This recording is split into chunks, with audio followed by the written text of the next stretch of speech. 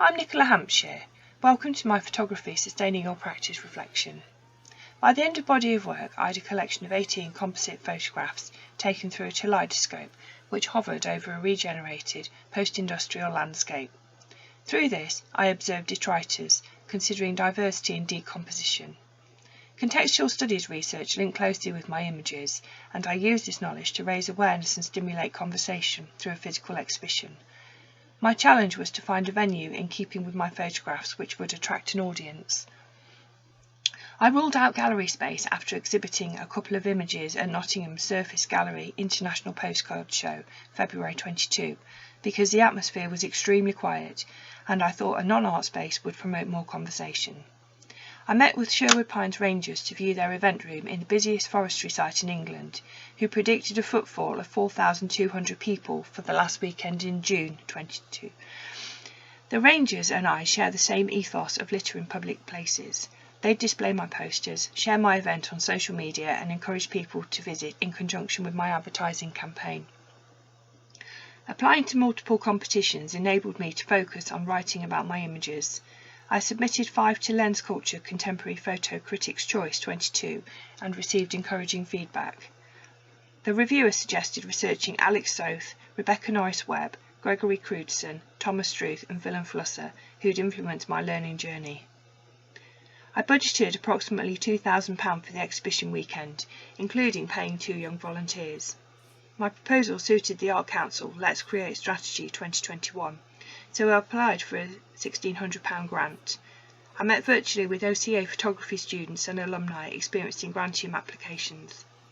Nottinghamshire award local grants to community groups rather than individual artists.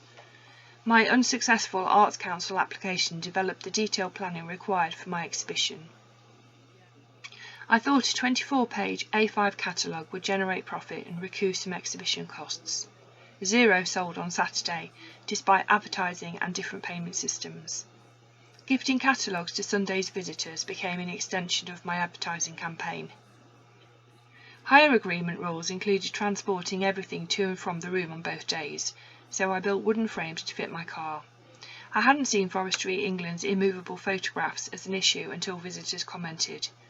I resolved the situation by placing the kaleidoscope on a table between the 2 sets of frames and engaged people in conversation. My original 10x6 green images needed resizing to fill A1 frames. A conversation with a local printing firm ensured the prints would be light enough to hang using Velcro. A month before my exhibition, I visited Nottingham Photo Parlour Wednesday Night Social, where photographers bring work to show. I presented my rubbish images that had been tied to canes in the garden, enunciating my work and upcoming exhibition. Artists showed interest and questioned its development, building confidence for my artist talk. I presented an artist talk to 2 very different groups. Verbal feedback was encouraging because I was unsure how my subject would be received away from a supportive learning environment. Saturday's audience asked several questions from the start. Discussion continued well after I'd finished. Visitors learnt new information and thought out one change to their current waste practices. On day 2, I forgot my printed note cards and downloaded the notes to my phone. It was more challenging to read smaller text, but I appeared more relaxed because I had to chat rather than follow a script. An activity I designed for young children facilitated engagement with adult visitors.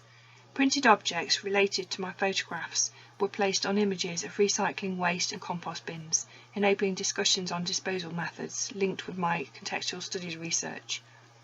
My exhibition attracted 76 visitors over 2 days, and all feedback was positive.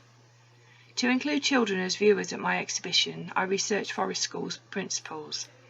Analysing the pedagogy indicated that sessions would be outdoors over several weeks and supported through play, exploration and risk-taking.